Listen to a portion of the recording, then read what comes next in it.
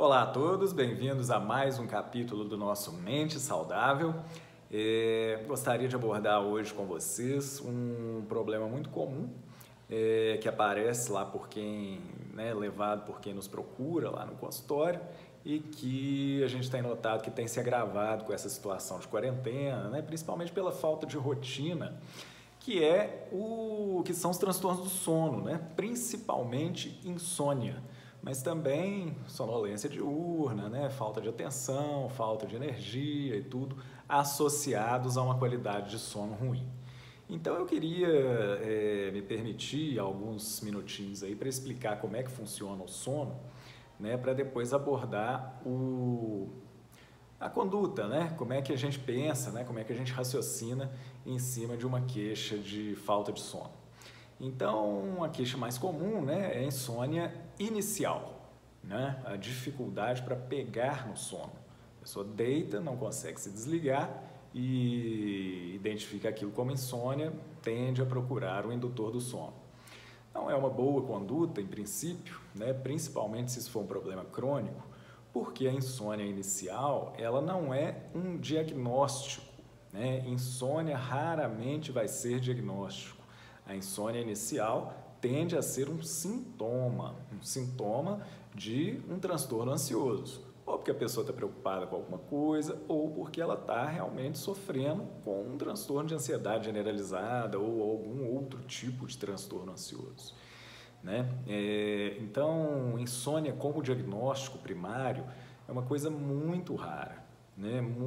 A proporção é muito pequena diante das queixas de insônia que são muito comuns. Então a gente tem esses dois tipos de insônia, insônia inicial, a pessoa não deita e não dorme, que normalmente é sinal de transtorno ansioso.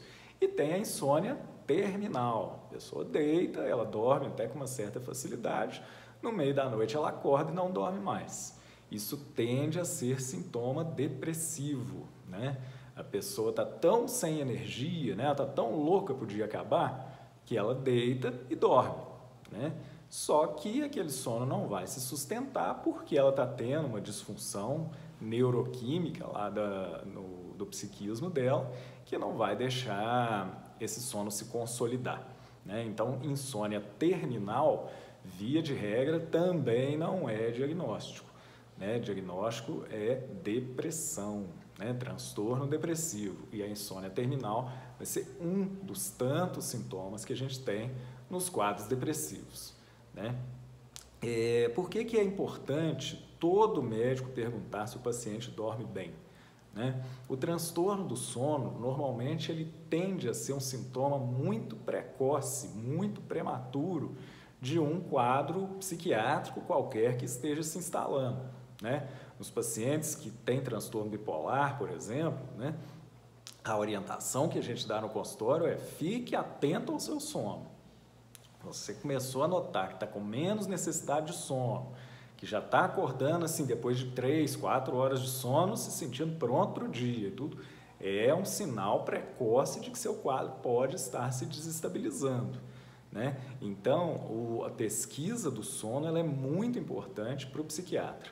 E em tempos de quarentena, que a gente está dormindo mais tarde, acordando mais tarde, sem muita rotina, sem muito apego ao horário, aquele horário apertado que a nossa sociedade se acostumou, os transtornos de sono têm aparecido. Então, como é que o sono de uma pessoa saudável ele é? Como é que ele funciona?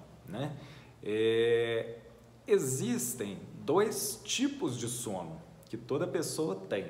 São duas ordens de grandeza diferentes.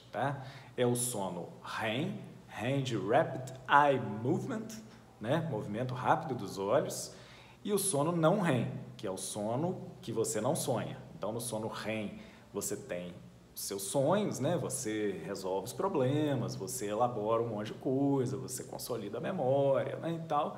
E tem o sono não REM, que é o sono que você realmente está apagado lá, que é o sono no qual você mexe, As pessoas mexem na cama, é no sono não REM. Imagina se as pessoas mexessem no sono REM, enquanto estão sonhando. Está sonhando, está matando alguém, vai lá e mata a pessoa que está do lado, Então, numa pessoa saudável, no sono REM você fica completamente inerte, né? Às vezes a pessoa está num sono REM tão superficial que ela tem aquela paralisia do sono, né? Parece que a pessoa está ali fazendo um esforço enorme para mexer e não consegue mexer. Isso é um sono REM muito perto do limiar de despertar. Isso normalmente dura poucos segundos, né? A pessoa fica com a impressão que durou horas ali naquela batalha para se mexer, né? Quando ela acorda, ela consegue se mexer. E no sono não REM, né? Na outra ordem de grandeza, a gente mexe, vira na cama, etc, etc, né? Então, como é que funciona? Você pega no sono, você tem um sono superficial, um estágio 1, rapidamente você cai para o estágio 2, né, ainda superficial, depois estágios 3 e 4, que são do sono profundo, né, o sono que descansa, o sono que poda as nossas sinapses, né, que faz com que a gente acorde pronto para o dia no dia seguinte. Você tem, então, estágio 1, 2, 3 e 4. Quando você chega no estágio 4, você não volta para o estágio 1, você passa para o sono REM. Você vai ficar um tempo aí sonhando e tudo, e depois você vai fazer um outro ciclo de estágios 1, 2, 3 e 4. Né? Normalmente o sono da pessoa saudável, ela tem 4 ciclos desse. Estágio 1, 2, 3, 4, sono REM, estágio 1, 2, 3, 4, sono REM, isso 4 vezes. Concluindo que cada estágio dura em torno de 2 horas. Né? 4 vezes 2, 8, a pessoa tem 8 horas de sono e fica, beleza, fica zerada para o dia seguinte. Isso é o que deveria ser, né? É o que deveria funcionar. Quando a gente está ansioso, então, a gente tem muita dificuldade em entrar nesse sono, nesse estágio aí do sono não REM, né? O sono superficial não vem, a gente fica lá, acesão, né? Quando você tem um transtorno respiratório, você entra no estágio 1, você dorme, você está cansado, você dorme, você entra no estágio 2. Quando você deveria ir para o sono profundo, você tem uma apneia, você não consegue respirar, você acorda assustado, e aí você vai de novo para o estágio 1 e 2 e fica aquela luta para poder aprofundar o sono. É aquela hora que a pessoa dorme a noite inteira e tem a sensação de que acordou cansado. Por isso que a apneia é um fator muito importante, né, no estudo do sono. Se a pessoa tem alguma hérnia de hiato, está acima do peso, ronca muito, ou, né, tem qualquer desvio aí das vias respiratórias que leve à apneia, ela tem que estudar isso porque a qualidade do sono dela pode estar muito ruim, né? E se a pessoa usa remédio, né? Poxa, então vamos tratar a insônia, né? Como eu disse, insônia não é diagnóstico na grande maioria das vezes. Então, se a gente tratar sintoma, isso em medicina é muito perigoso, né? É a analogia que eu gosto de fazer com a cárie dentária, né? Imagina que você tem uma cárie dentária e você vai tratar aquilo com analgésico. Tomar aí Novalgina, aspirina, né? O que for para dor de dente. A dor vai aliviar, mas você não está tratando o problema. Você está tratando os sintomas, você está tratando a dor. Então, o problema está crescendo ali enquanto você está mascarando a dor com o analgésico. Então, tomar indutor do sono é a mesma lógica, né? Você vai tomar o indutor do sono, você vai dormir. Só que, se existe um problema, transtorno ansioso, transtorno depressivo, transtorno bipolar, algum outro transtorno psiquiátrico, ou apneia, um transtorno das vias respiratórias ou do metabólico, né, do organismo, você vai estar induzindo o sono, o organismo vai reagir àquilo e daqui a pouco você vai precisar de doses maiores de indutor do sono, criando a velha dependência, né? O mecanismo de dependência é sempre esse, como eu já expliquei lá, na dependência do álcool, na dependência de cocaína, na dependência de carboidratos de baixa complexidade para poder ter prazer. É uma queda de braço que o organismo vai sempre tentar equilibrar a luta e você vai precisar de doses cada vez maiores. Isso acontece também com indutores do sono. Então, se você tem um problema transitório, né? Poxa, eu sempre dormi bem, agora nessa quarentena eu não consigo dormir. Ok, você toma um indutor do sono lá 2, 3 vezes por semana, não vai te criar dependência num primeiro momento, né?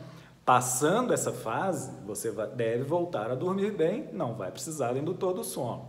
Está vivendo uma crise no casamento, está vivendo um problema de saúde, está preocupado com seus negócios aí nessa quarentena? Ok, é importante que você durma bem, o indutor do sono está aí para isso. A gente não pode demonizar a medicação. Mas, se você precisa de um indutor do sono recorrentemente, via de regra, sem que haja um problema objetivo que está te levando a não dormir bem, você precisa procurar um profissional, fazer um bom estudo de por que você não dorme bem, para poder tratar o problema que leva à insônia, e não a insônia enquanto sintoma. Espero ter sido claro. Muito obrigado pela atenção. Continuamos aí 2 vezes por semana com o nosso Mente Saudável. Eu preciso dizer, inscreva-se no canal, divulguem por aí, que o YouTube vai reconhecendo a gente. Muito obrigado e até quinta-feira.